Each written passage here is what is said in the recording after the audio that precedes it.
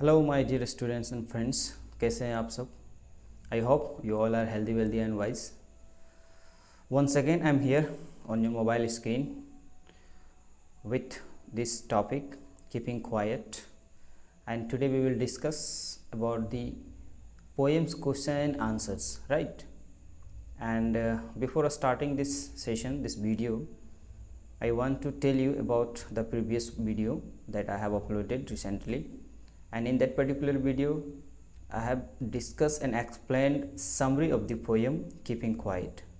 पूरा जो पोएम है पेब्लो नेरूदा के जो द्वारा जो लिखा गया पोएम है उसको मैंने कंप्लीट एंड डिटेल में समराइज़ किया है, हिंदी इंग्लिश दोनों में। और साथ ही साथ मैंने पोइटिक डिवाइसेस और जो फिगर ऑफ स्पीच है और डिफरेंट टाइप ऑफ फ्रेजेज है, वर्ड्स है, वो सारे डिटेल में मैंने एक्सप्लेन किया है। So I would request you go to that video, previous one, and watch completely, then you will understand the theme and the message of the keeping quiet poem, right? The poem is of class 12 English book Flamingo, right? चलिए आज के इस video में हम लोग बात करने वाले हैं क्वेश्चन आंसर के बारे में। और बात करने से पहले once again I want to ask you to subscribe, share and hit the bell icon of my channel English with Samsad, so you will get the upcoming videos. So let's start the poem, question answer of this poem, right? तो poem का नाम है keeping quiet, जिस poem को लिखे हैं Pablo Neruda, right? Pablo Neruda ने इस पोएम को लिखा है और मैंने बताया था ये कि बहुत ही मैसेज और फ्रूटफुल पोएम है जो हमें अपने लाइफ में इम्प्लीमेंट करना चाहिए, ठीक है। तो आज के इस सेशन में हम लोग बात करने वाले इस पोएम के क्वेश्चन आंसर को, राइट? तो सबसे पहला क्वेश्चन क्या है? What will counting up to 12 and keeping still help us achieve? यानी अगर हम लोग 12 तक काउंट करें और हम लोग चुपचाप रहें, कोई मूवमेंट ना करें, तो उससे हमें क्या फ़ायदा होगा, हम क्या अचीव कर पाएंगे, राइट? चलिए आगे देखते हैं answer. Counting up 12 and keeping still gives us time to introspect ourselves, यानी हमें वो समय मिलेगा इंट्रोस्पेक्शन करने का अगर हम लोग कीपिंग क्वाइट हो जाएं और काउंट करें 12 तक। In this way we can recuperate our energy and restart our activities with fresh energy and zeal. यानी अगर हम लोग ऐसा करते हैं, अगर हम लोग रुक जाते हैं, स्टिल हो जाते हैं और काउंट करते हैं 12 तक, तो हम अपने आप को इंट्रोस्पेक्ट कर पाएंगे। और जब खुद का इंट्रोस्पेक्शन हो जाएगा, आत्ममंथन हो जाएगा, आत्मचिंतन हो जाएगा, तो हम लोग के माइंड में एक फ्रेश एनर्जी उत्पन्न होगी और एक जील उत्पन्न होगा। जील यहाँ पे एक्साइटमेंट होता है, इंटरेस्ट होता है। इसको एक अलग वर्ड में बोला जाए तो एंथुजियाज़म बोलते हैं हम इसको, ठीक है? Enthusiasm, right? यानी एनर्जी, एक्साइटमेंट। तो ये फर्स्ट का क्वेश्चन का आंसर है। चलिए आगे देखते हैं क्वेश्चन नंबर 2। क्वेश्चन नंबर 2 क्या कह रहा है? Why does one feel a sudden strangeness on counting to 12 and keeping quiet? यानी एक व्यक्ति जो है वो ऐसा क्यों महसूस करता है, सडन स्ट्रेंजनेस क्यों महसूस करता है जब वो 12 तक काउंट करता है और जब वो कीप क्वाइट हो जाता है? तो आंसर देखते हैं।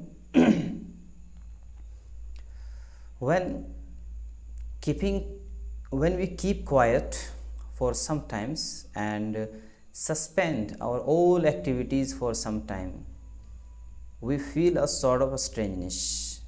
यानी यहाँ पे आंसर में ये कहता है कि अगर हम लोग खुद को कीप क्वाइट कर लें कुछ देर के लिए और सारे काम को, सारे एक्टिविटी को थोड़ी देर के लिए रोक दें, सस्पेंड कर दें, तो हम लोग क्या फील करते हैं? एक प्रकार का स्ट्रेंजनेस फील करते हैं। यानी एक प्रकार का वंडरफुल मोमेंट बन जाएगा, एग्जॉटिक मोमेंट बन जाएगा। कैसे? The reason is that we are always surrounded by the noise of machines etcetera. यहाँ कहते हैं कि हम लोग का एक हैबिट बन गया है कि हमारे जो चारों ओर है हमेशा नॉइज़ होता है, चाहे वो व्हीकल्स का नॉइज़ हो या मशीन का नॉइज़ हो या कोई साउंड हो, यानी बहुत तरीके का नॉइज़ होता है। तो when there is no sound, जब हमारे सराउंडिंग में कोई साउंड नहीं होगा, कोई लैंग्वेज नहीं बोलेगा, कोई एक्टिविटी नहीं होगी, कोई व्हीकल्स नहीं चलेगा, तो the moment was a sort of strangeness, वो मोमेंट क्या हो जाएगा, स्ट्रेंजनेस टाइप का हो जाएगा, विचित्र हो जाएगा, राइट। चलिए क्वेश्चन नंबर 3। क्वेश्चन नंबर 3 क्या है, what does the title of the poem suggest to us, यानी इस पोएम का जो टाइटल है वो हमें क्या सजेस्ट करता है, and what do you think the poem is about, और आप पोएम को क्या समझते हैं, किसके बारे में है ये पोएम। तो हमें पता है the title of the poem suggest us the importance of silence. Importance of silence कहने का मतलब हमारे लाइफ में ट्रैंक्विलिटी और पीसफुल मोमेंट जो होता है उसका इम्पोर्टेंस क्या है, ठीक है, ये पोएम हमें सजेस्ट करता है। The poem is about the importance of self examination and introspections, यानी ये जो पोएम है जो रिटन किया है पेब्लो नेरूदा ने, वो सेल्फ एग्जामिनेशन के लिए कहते हैं और सेल्फ इंट्रोस्पेक्शन के लिए कहते हैं, यानी स्वयं का एवोल्यूशन करना है, एनालिसिस करना है कि हम लोग कर क्या रहे हैं और हम लोग को क्या करना चाहिए, ठीक है। ये पोएम है, ये 2 वर्ड आप याद रखिए, सेल्फ एग्जामिनेशंस एंड इंट्रोस्पेक्शंस।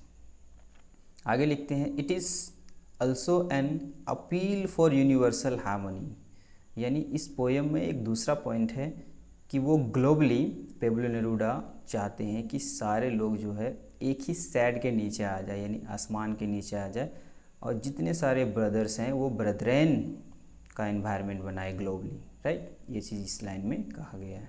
तो यूनिवर्सल हार्मनी कहने का मतलब कि ग्लोबल हार्मनी और पीस हो, वहाँ जहाँ पे वार ना हो, जहाँ पे हैट्रेड ना हो, राइट। चलिए क्वेश्चन नंबर 4 देखते हैं। क्वेश्चन नंबर 4 क्या कह रहा है, what will counting up to 12 and keeping still help us achieve, यानी क्वेश्चन नंबर 1 में जो था उसी को यहाँ पे दिया गया है, लेकिन इसका आंसर थोड़ा सा डिफरेंस है, राइट, इसीलिए मैंने इसको लिखा है। चलिए देखते हैं। According to the poet, taking a break from our monotonous routine, यानी पोएट के अनुसार से अगर हम लोग मोनोटोनस जो रूटीन है हमारा, ठीक है, जो कभी ख़त्म ना होने वाला जो रूटीन है, उससे हम अगर ब्रेक लेते हैं थोड़ा सा, राइट, ब्रेक लेने का मतलब ये है कि थोड़ा देर रुक जाते हैं, stop for a while ourself. तो ये मोनोटोनस जो है, जो कभी चेंज नहीं होता है हमारा, सुबह से शाम तक हम लोग डेली वही रूटीन रहता है, ठीक है। तो जब हम लोग रुक जाते हैं तो counting up to 12 and keeping still we will help us understanding ourselves and those around us better। तो हम लोग जब ब्रेक लेंगे इस मोनोटोनस रूटीन से और काउंट करेंगे 12 तक, तो हमें क्या प्राप्त होगा, हमें खुद को समझने का और हमारे चारों ओर जो लोग हैं उसके बारे में भी समझने का और उसके बेटरमेंट के बारे में समझने का मौका मिलेगा। आगे लाइन कहता है, the quietness will aid our understanding of the significance of peace and tranquility in this age of futile activities, यानी कहता है कि जो स्टिलनेस है, जो क्वाइटनेस है, जो एक शांत माहौल बनेगा, वो हमें क्या हेल्प करेगा, एड का मतलब होता है हेल्प करना, ठीक है। ये जो एड है, ये जो AID एड है, इसका मतलब होता है हेल्प करना, और एक इसी का प्रोनाउंसिएशन वाला वर्ड है एड, यानी इसका मतलब होता है प्लस करना, ठीक है, यानी जोड़ना, ठीक है। तो ये जो स्पेलिंग एड का अलग है और ये एड का अलग है, याद रखेंगे आप लोग। आगे कहता है कि वो क्या है, वो करता है हमारे अंडरस्टैंडिंग को, जो सिग्निफिकेंस ऑफ पीस है, यानी जो पीस और ट्रैंक्विलिटी जो हमारे लाइफ में, ट्रैंक्विलिटी का मतलब भी पीस ही होता है, ठीक है। और जो फिटाइल एक्टिविटी है हमारे लाइफ में, फिटाइल का मतलब हम लोग जानते हैं यूजलेस होता है, ठीक है, जिसको हिंदी में हम लोग व्यर्थ कहते हैं। तो जो व्यर्थ सी एक्टिविटीज़ हम लोग दिन भर करते रहते हैं उससे हमें थोड़ा सा निजात मिलेगा, थोड़ा सा ब्रेक मिलेगा। ये कहते हैं पोएट पेब्लो नेरूदा, ठीक है। और ख़ुद को हम फिर क्या करेंगे, इंट्रोस्पेक्ट कर पाएंगे और सेल्फ एनालिसिस कर पाएंगे, राइट। तो ये क्वेश्चन नंबर 4 है कि अगर काउंटिंग करते हैं हम लोग 12 तक और चुपचाप होते हैं तो उससे हमें क्या अचीव मिलेगा, तो हमें इस तरह के अचीव मिलेगा। Okay, let's see the next question, question number 5। Question number 5 क्या कह रहा है, do you think the poet advocates total inactivity and death.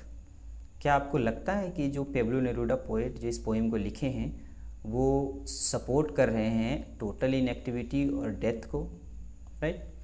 चलिए देखते हैं। तो although the poet believes that silences assist in introspections. Poet believe करते हैं, ठीक है, कि जो साइलेंस है वो मदद करता है इंट्रोस्पेक्शन में, यानी सेल्फ एवोल्यूशन में, सेल्फ एनालिसिस में।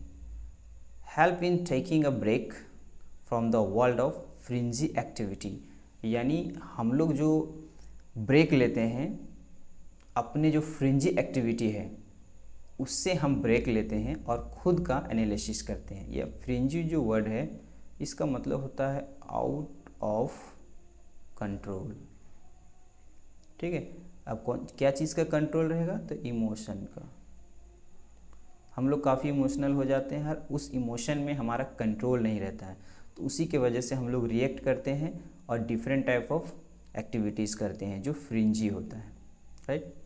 तो जब हम ब्रेक लेंगे, जब हम खुद को थोड़ी देर के लिए रोक लेंगे तो ये सब एक्टिविटी से हमें छुटकारा मिलेगा। आगे लिखते हैं poet, he does not advocate.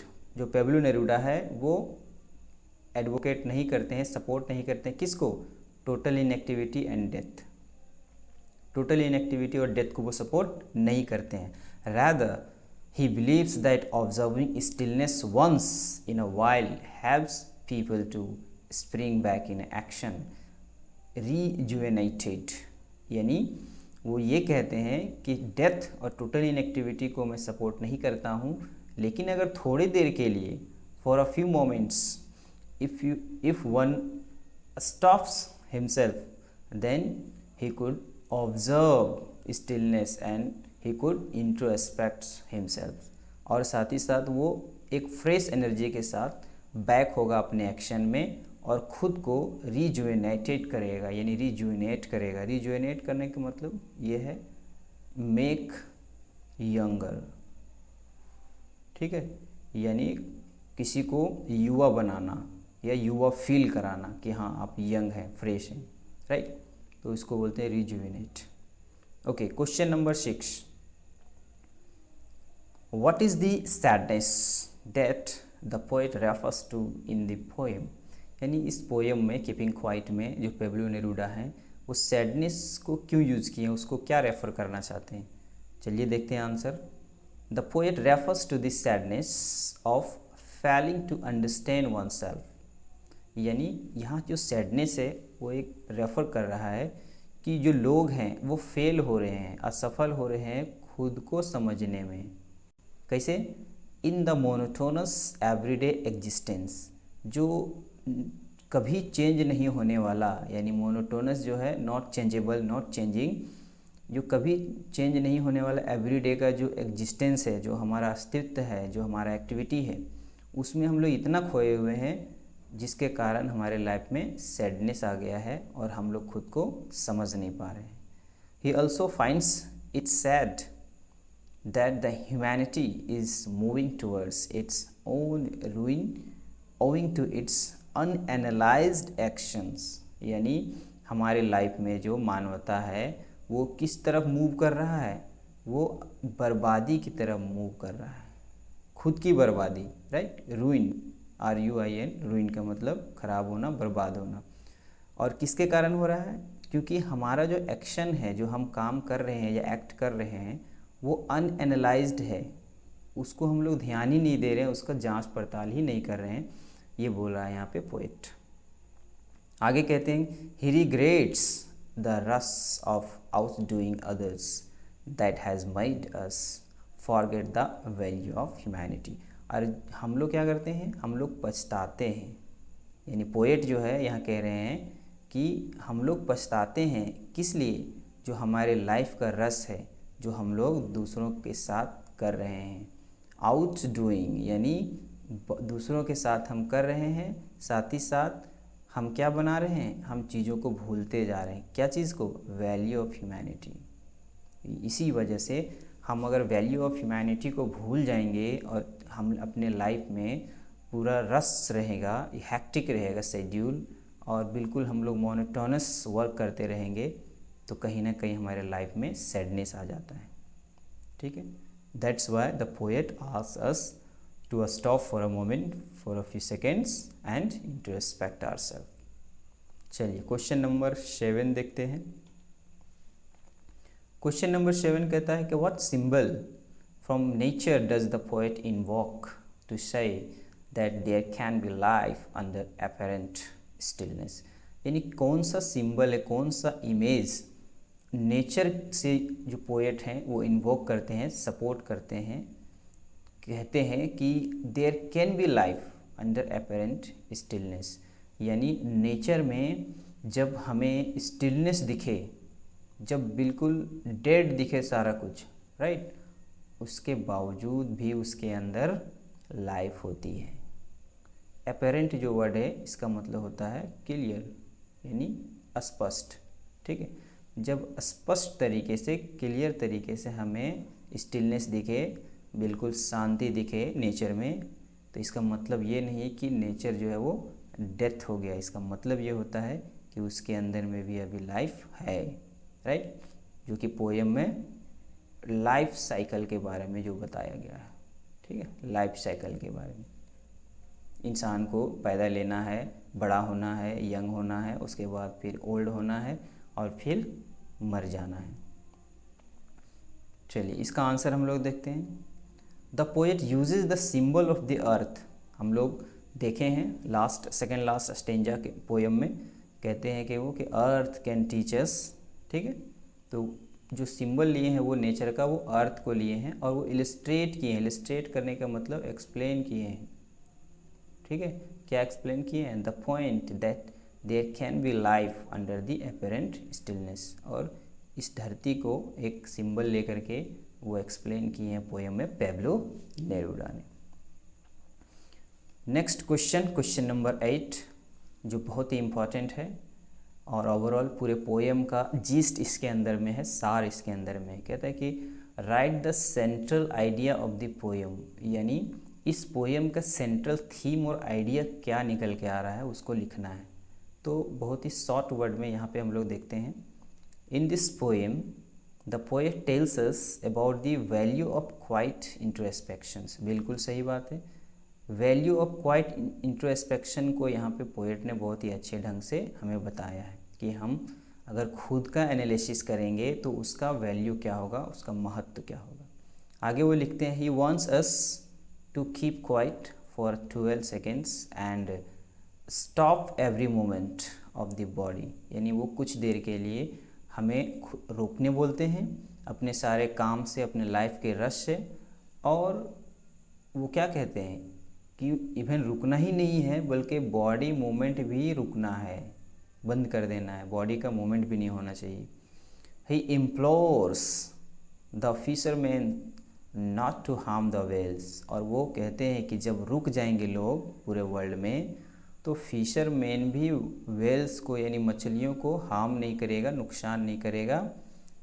He also wants the man gathering salt to stop his activities for a few minutes since he has hurt his hands. और साथ ही साथ वो क्या कहते हैं कि जो लोग सॉल्ट कलेक्ट करते हैं समुद्र किनारे, वो लोग भी खुद को रोकेंगे और वो लोग भी एग्जामिन करेंगे और देखेंगे अपने इंजर्ड हैंड्स को, अपने हर्ट हैंड्स को, राइट। चलिए आगे देखते हैं। The poet says that wars are useless.